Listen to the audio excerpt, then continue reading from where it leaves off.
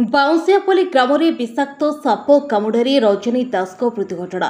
ଜିଲ୍ଲା ରେଡ୍କ୍ରସ ପାଣ୍ଠିରୁ ସହାୟତା ପ୍ରଦାନ। ଖଲିକୋଟ ବ୍ଲକ ଅନ୍ତର୍ଗତ ଚିକିଲି ପଞ୍ଚାୟତର ବାଉଁଶିଆପଲ୍ଲୀ ଗ୍ରାମରେ ସୋମବାର ବିଳମ୍ବିତ ରାତିରେ ବିଷାକ୍ତ ଚିତିସାପ କାମୁଡ଼ାରେ ଆଈ ଓ ନାବାଳିକା ନାତୁଣୀ ଗୁରୁତର ହୋଇ ବ୍ରହ୍ମପୁର ବଡ଼ ମେଡିକାଲରେ ଚିକିତ୍ସାଧୀନ ଥିବାବେଳେ ମଙ୍ଗଳବାର ଦିନ ଆଈ ରଜନୀ ଦାସଙ୍କ ମୃତ୍ୟୁ ଘଟିଥିଲା।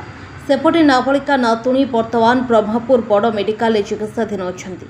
ତେବେ ଆଜି ଖଲିକୋଟ ବିଧାୟକ ପୂର୍ଣ୍ଣଚନ୍ଦ୍ର ସେଠୀ ବିଡିଓ ଦେବାଶିଷ ସାମଲ ଗ୍ରାମରେ ପହଞ୍ଚି ମୃତ ରଜନୀଙ୍କ ପରିବାରକୁ ଜିଲ୍ଲା ରେଡ୍କ୍ରସ ପାଣ୍ଠିରୁ 10,000 ଟଙ୍କା ସହାୟତା ରାଶି ପ୍ରଦାନ କରିଛନ୍ତି।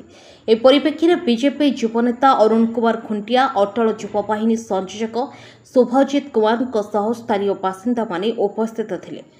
Bureau report, Ganjam Times.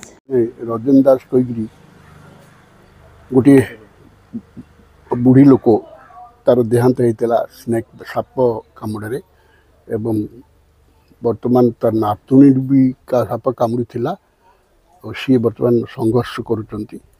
आम घर को जाइलु आज किसी रेड क्रॉस तरफ आमर जाइए बीडीओ महोदय तथा आमर अन्य साथी अध्यक्ष प्रतिनिधि तांको किसी पैसा दे आम आसिलु।